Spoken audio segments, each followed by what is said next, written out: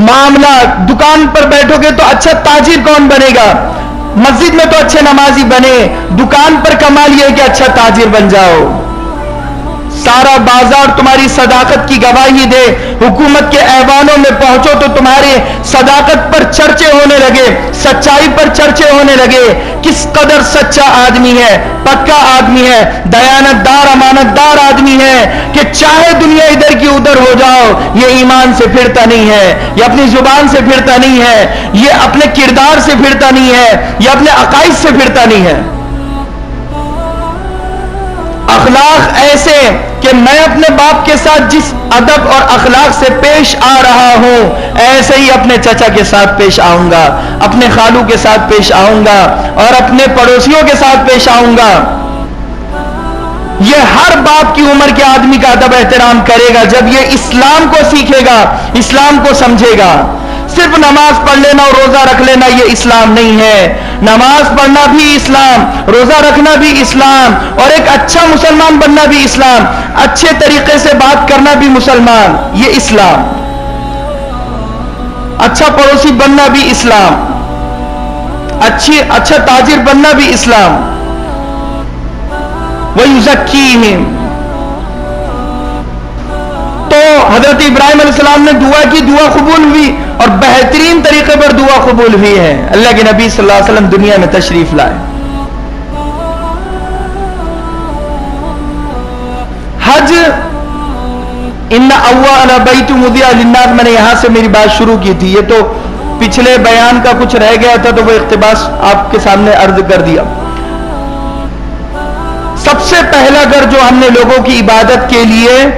بنایا ہے وہ ہے کعبۃ اللہ۔ ان اول بیت وضع للناس للذی ببکۃ مبارکہ، اور ایسا برکتوں والا بنایا جیسے بن رہا تھا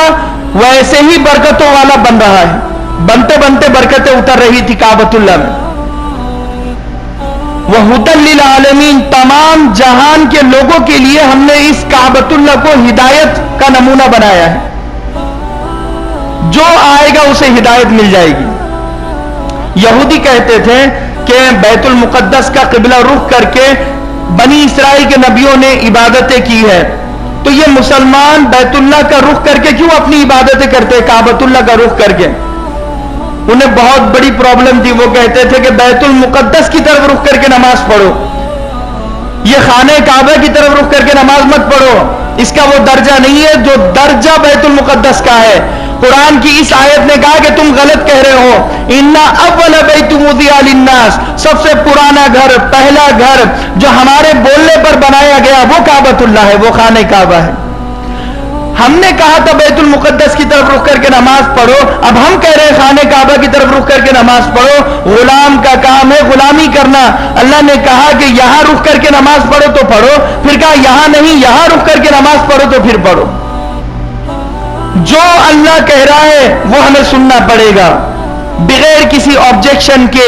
سر تسلیم خم کرنا ہوگا۔ تسلیم و رضا کا نام ہی اسلام ہے، خاموشی سے اللہ کی باتوں کو ماننے کا نام ہی اسلام ہے، کہ اللہ نے مجھے کہا قربانی کرو تو میں اب کچھ اس میں تعویل نہیں کروں گا، راستے نہیں نکالوں گا، اور بغیر جھجک کے میں قربانی کروں گا، بغیر جھجک کے میں حج کروں گا۔ حج کس پر فرض ہے؟ کہ جو فرمایا کہ حج اس پر فرض ہے کہ جو جانے آنے کا خرچ برداشت کرے اور اپنے اہل و عیال کو اتنا خرچ دے دے جتنے دن یہ اپنے گھر سے باہر حج کے سفر پر جا رہا ہے۔ وَلِلَّهِ عَلَى النَّاسِ حِجُّ الْبَيْتِ، اور ان لوگوں کے لیے حج البیت من استطاع الیہ سبیلا، اس حج بیت اللہ کو فرض کر دیا گیا ہے، الیہ سبیلا، جو اس کے راستے کی استطاعت رکھتے ہیں۔ 5 لاکھ روپے میں سفر ہو رہا ہے مثال کے طور پر، حج کا سفر، اگر اس کے پاس 5 لاکھ روپے ہیں اور کچھ اور پیسے ہیں جو گھر والوں کا یہ انتظام کر دے گا 20-25 دن جو سفر میں رہے گا، اب اس پر حج فرض ہے، اب اسے حج کرنا ہوگا، اب یہ حج کو ٹال نہیں سکتا۔ بعض لوگ حج کو ٹالتے ہیں کہ بیٹی کی شادی ہو جائے گی پھر حج کر لوں گا، بہن کی شادی ہو جائے گی پھر حج کر لوں گا، بیٹے کی شادی ہو جائے گی پھر حج کر لوں گا۔ نہیں نہیں نہیں، حج ایسے فرض ہوا جیسے نماز فرض ہوئی ہے۔ یہ تو ایسا ہے کہ میں فجر کی نماز پڑھ لوں گا پہلے میری بیٹی کی شادی ہو جائے، میں ظہر کی نماز پڑھ لوں گا پہلے میرے بیٹے کی شادی ہو جائے۔ حج فرض ایسے ہوتا ہے، فرض ہوا، آپ کو فرض کو ادا کر رہا ہے۔ بیٹے کی شادی کے لیے حج کے سفر کو روک دینا غلطی، بہت بڑی غلطی۔ بیٹے کی شادی کے لیے حج کے سفر کو روک دینا بہت بڑی غلطی۔ اگر یہ صاحب نصاب بن گیا، اتنا سونا ہے کہ جتنے سونے میں حج کا سفر کر سکتا ہے، وہ سونا بیچ کر، اب ہر حج فرض ہو گیا اس پر، وہ سونا بیچ کر اسے حج کا سفر کرنا ہوگا۔ کچھ لوگ کہتے ہیں کہ میں بڑھاپے میں سفر کروں گا حج کا،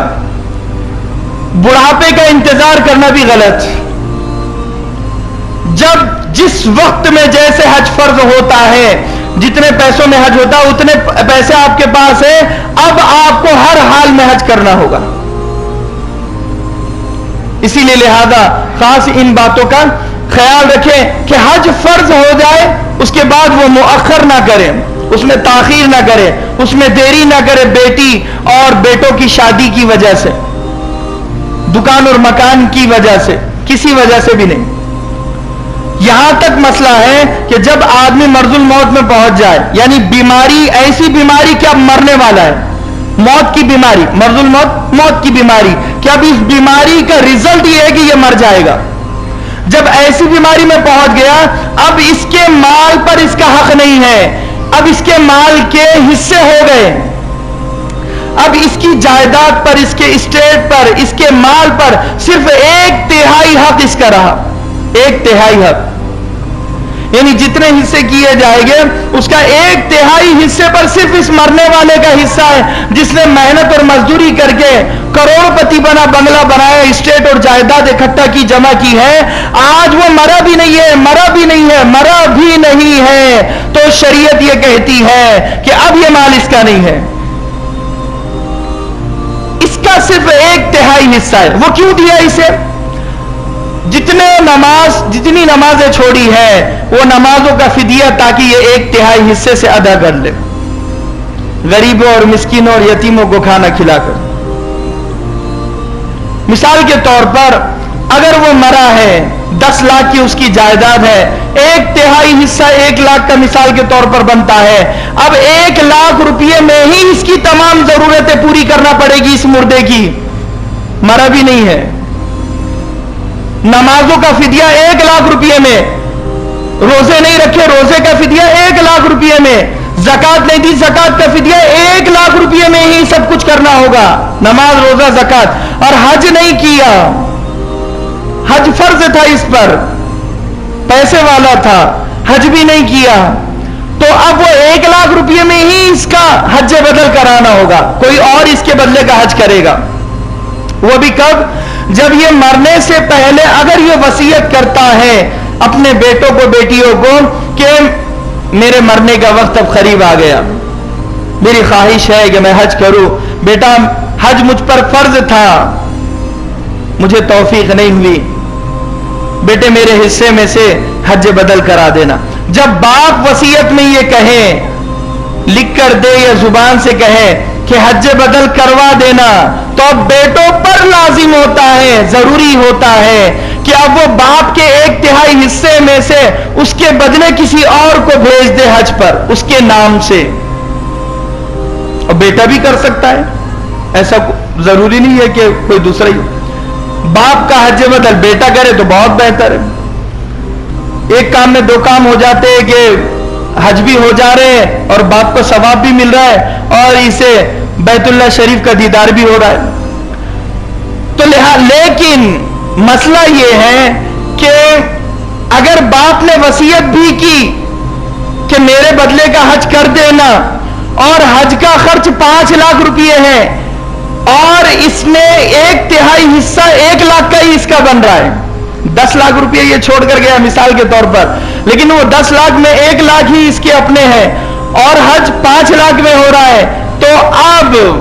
اس کے وارثین پر ضروری نہیں ہے حج بدل کرانا، اس کے بیٹوں اور بیٹیوں پر ضروری نہیں ہے کہ اپنے باپ کی حج کی فکر کرے، اب وہ نہیں کرے گے، کیونکہ حج ہو رہا ہے 5 لاکھ روپے میں، اب ابا کے حصے میں 1 لاکھ روپے ہی آ رہے ہیں، تو اب ان پر ضروری نہیں ہے، وہ 1 لاکھ کو کسی اور کام میں لگا دے گی۔ لیکن اگر بچے اچھے ہیں، جن کی تربیت اس نے اچھی کی ہے، تربیت پر ڈیپینڈ ہوتا ہے نا سب، اگر ان دنوں میں ہم بچوں کو دین سکھائیں گے، اخلاق سکھائیں گے، اکرام سکھائیں گے، مینرز سکھائیں گے، تو یہ بچے بڑے ہو کر ہمارا بھی ادب کریں گے، ہمارے مرنے کے بعد ہمارے مال کا بھی ادب کریں گے۔ تو یہ بچے اگر اپنی طرف سے اپنے پیسے باپ کے حصے میں ڈال کر حج بدل اگر کراتے ہیں تو بچوں کا احسان ہے، لیکن بچوں کے لیے کمپلسری نہیں ہے، ضروری نہیں ہے۔ بات سمجھ میں آ رہی؟ اور حج بدل وہاں سے کرانا ہوگا، ناندیڑ کا کوئی آدمی ہے تو ناندیڑ ہی سے اب حج بدل کا سفر ہوگا۔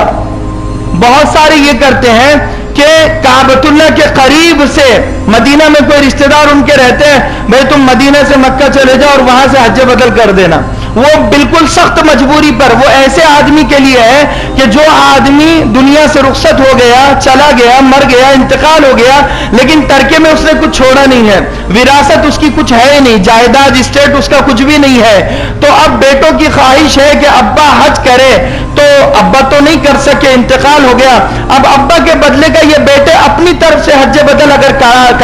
کرانا چاہتے ہیں کم خرچ میں، تو اب یہ مدینہ میں اگر کوئی رشتہ دار رہتے ہیں تو وہ رشتہ دار بھی اگر تیار ہے تو ویسے طور پر حج کرا سکتے ہیں۔ لیکن ہر ایک آدمی اگر حج بدل مدینہ سے مکہ، مدینہ سے مکہ، پھر تو یہ بزنس بن جائے گا حج بدل کا۔ اور یہاں تک مسئلہ ہے کہ حج پر کوئی جاتا ہے تو مدینہ المنورہ ضرور جاتا ہے، لیکن اگر کوئی آدمی پیسے اتنے ہی ہیں اس کے پاس کہ صرف وہ حج کر کے واپس آ سکتا ہے، یعنی صرف مکہ سے واپس آ سکتا ہے، مدینہ المنورہ اگر جائے گا تو پریشانی میں پڑ جائے گا، یعنی پیسوں کی کمی ہو جائے گی اب اسے، تو ایسے آدمی پر پھر بھی حج فرض ہے، اسے چاہیے کہ صرف مکہ المکرمہ جائے، حج کرے اور واپس آ جائے، مدینہ جانے کی ضرورت نہیں ہے۔ حالانکہ اللہ کے نبی صلی اللہ علیہ وسلم کی قبر کی زیارت عظیم سعادت ہے، بڑی نیکی ہے، بڑی کامیابی ہے، اس سے بڑی نیکی کوئی نہیں ہے، لیکن شریعت اور فقہا یہ کہتے ہیں کہ زیادہ ضروری حج بیت اللہ کا کر رہا ہے، کیونکہ مدینہ المنورہ میں جا رہا ہے، یہ حج کے ارکان میں سے نہیں ہے، ایک ہے حج کے ارکان، بھائی لوگ یہاں سے جا رہے ہیں حج کرنے کے لیے، حج کے ارکان ادا کرنے کے لیے، مدینہ المنورہ میں جانا یہ حج کے ارکان میں سے نہیں ہے، وہ تو عشق و محبت کی بات ہے، وہ تو اپنی طرف سے بندہ اپنی طرف سے اللہ کے نبی صلی اللہ علیہ وسلم کی محبت میں وہ خود جاتا ہے، لیکن اللہ نے اس پر رکن بنا کر اس پر ضروری نہیں کیا کہ تمہیں مدینہ المنورہ جانا ہی پڑے گا، وہ اپنی طرف سے جاتا ہے، لیکن بجٹ اس کا کم ہے، صرف مکہ جا کر آ سکتا ہے، تو اب بھی حج فرض ہے، یعنی اس کا انتظار نہیں کرے گا وہ کہ مدینہ المنورہ جا کر زیارت کرنے کے اتنے پیسے ہو جائے تو میں زیادہ پیسے لے کر جاؤں گا، لہذا نہیں، یعنی رکنے کی، تاخیر کرنے کی، ویٹ کرنے کی ضرورت نہیں ہے۔ جس حال میں حج فرض ہو گیا اور حج کے ایام آ چکے ہیں، اب وہ حج بیت اللہ کرے گا، سب سے بڑی عبادت حج بیت اللہ کرنا، اور اس کے بعد قربانی، تو لہذا اس کا خاص خیال رکھے حج بدل کا۔ اسی لیے لہذا بعض لوگ یہ بھی کرتے ہیں کہ وقت ہو گیا ہے، خیر انشاءاللہ حج کے عنوان پر، قربانی کے عنوان پر یوں تو بہت ساری باتیں ہمیں سننے ملتی ہے، لیکن ایک آخری بات یہ کہہ دوں کہ حج اور قربانی کا اصل مقصد ہے کہ بندے میں اطاعت کا جذبہ پیدا ہو جائے، ماننے کی صفت پیدا ہو جائے، یہ سر تسلیم خم کرنے کی صفت پیدا ہو جائے، تسلیم و رضا کی صفت پیدا ہو جائے، یہ بغیر آبجیکشن کے اللہ کی ماننے والا بن جائے، اللہ کا فرما بردار بن جائے۔ اسی لیے حج بھی ہے، اسی لیے قربانی بھی ہے، کہ جیسے حضرت ابراہیم علیہ السلام نے صرف دمبے کی قربانی نہیں کی ہے، اپنے بیٹے کی قربانی کی تیاری کر لی تھی، بیٹے کی محبت کو قربان کرنے کے لیے لیے آپ تیار ہو گئے تھے کہ جو بیٹے کی محبت باپ کے دل میں تھی کہ بڑھاپے میں بیٹا پیدا ہوا تو بڑی محبت تھی حضرت اسماعیل سے، اللہ نے آزمایا کہ اسماعیل کی محبت زیادہ ہے یا ہماری محبت زیادہ ہے۔ حضرت ابراہیم نے دکھایا کہ اے اللہ تیری محبت زیادہ ہے، یہ ایسے ایک اسماعیل نہیں، ہزاروں اسماعیل تیرے ایک فرمان پر قربان۔ تو کیا وہ جذبہ ہم میں ہے؟ اللہ ہمیں آزما رہا ہے، ہر بندے کو آزما رہا ہے کہ تجھے میری محبت زیادہ ہے یا مال کی محبت زیادہ ہے۔ تو ہم جانور جب لاتے ہیں کچھ دن پہلے اسے چارہ کھلاتے ہیں، محبت سے رکھتے ہیں، اتنی محبت جانور کی پیدا ہو جائے ہمارے دل میں کہ جب وہ جانور کے گلے پر چھری چلے تو ہمارے آنکھوں سے آنسو نکلے، ہم روئے تڑپے، جیسے ایک باپ کے سامنے بیٹے کو ذبح کیا جا رہا ہے، جیسے ایک بیٹے کو آپ محبت کرتے ہو ایسے ہی اس جانور سے محبت کرنا ضروری ہے۔ وہ قربانی کا جانور اللہ کے راستے میں اللہ نے اسے چنا، وہ ہم سے کہیں زیادہ بہتر ہے۔ اللہ اسے قربان ہونے کے لیے اللہ نے اسے چنا ہے، جو ہمارے ہاتھوں قربان ہو رہا ہے۔ قربان ہونا بکرے کا جہاد یہ ہے کہ وہ قربانی پر قربان ہو جائے، جانوروں کا جہاد ہو رہا ہے، وہ قربانی پر قربان ہو رہے ہیں، شہید ہو رہے ہیں۔ ہم میں وہ جذبہ آ جائے کہ ہم اللہ کی خاطر مرنے مٹنے کے لیے تیار ہو جائے، قربان ہونے کے لیے تیار ہو جائے، اپنی خواہشات کو قربان کر دیں کہ آج سے میں جھوٹ قربان، کہ اب میں جھوٹ کبھی نہیں بولوں گا، آج سے میرے گناہ سارے کے سارے میں اللہ کے لیے اپنی خواہش نفس کو قربان کر رہا ہوں۔ افرأیت من اتخذ الہہ ہواہ، اے نبی آپ نے ان لوگوں کو نہیں دیکھا جو اپنے خواہش کو معبود بنائے ہوئے ہیں، یعنی اپنی خواہش کو خدا بنائے ہوئے ہیں۔ اب خواہش ہے سود لینے اور دینے کی، خواہش کو خدا بنا لیا، سود لے لیا۔ خواہش ہے فلمیں دیکھنے کی، فلموں اور خواہش کو خدا بنا لیا، فلمیں دیکھ لی، اللہ کو ناراض کرنا گوارا کر دیا مگر نفس کو ناراض کرنا گوارا نہیں کیا۔ یہ لوگ خواہش کے غلام ہیں جو عبادتوں پر جمتے نہیں ہیں۔ ہمیں اپنے نفس کی قربانی دینی ہوگی، خواہش کی قربانی دینی ہوگی، نفس پر قدم رکھنا ہوگا، نفس کو مارنا ہوگا، نفس کو کچلنا ہوگا، نفس کے خلاف چلنا ہوگا ہمیں، تو اللہ ہم سے راضی ہوگا۔ سب سے بڑا دشمن، ہمارا سب سے بڑا دشمن ہم خود ہے، ہمارے سب سے بڑے دشمن ہم خود ہیں۔ میرا سب سے بڑا دشمن میرا نفس ہے، آپ کا سب سے بڑا دشمن آپ کا نفس ہے، شیطان سے بڑا دشمن ہمارا نفس ہے ہمارا۔ اسی نفس نے رمضان میں روزے رکھنے نہیں دیے، اعتکاف کرنے نہیں دیے، تراویح پڑھنے نہیں دیا۔ کئی نوجوانوں نے روزے بھی چھوڑے ہیں، تلاوتیں بھی چھوڑی ہے، اعتکاف بھی چھوڑے ہیں، نمازیں بھی چھوڑی ہے، جھوٹ بھی بولا ہے، دھوکے بھی دیے ہیں، فلمیں بھی دیکھی ہے، گانے بھی دیکھے ہیں۔ یہ سب شیطان اگر کرواتا تو بند کیوں ہوتا جیل میں؟ شیطان بند ہو گیا، اس کا مطلب شیطان سے زیادہ زور نفس کا ہے۔ یہ نفس کا پاور تھا، یہ نفس کا پاور تھا، جس نفس نے ہمیں مسجد میں آنے نہیں دیا، عبادتوں پر جمنے نہیں دیا۔ اللہ تبارک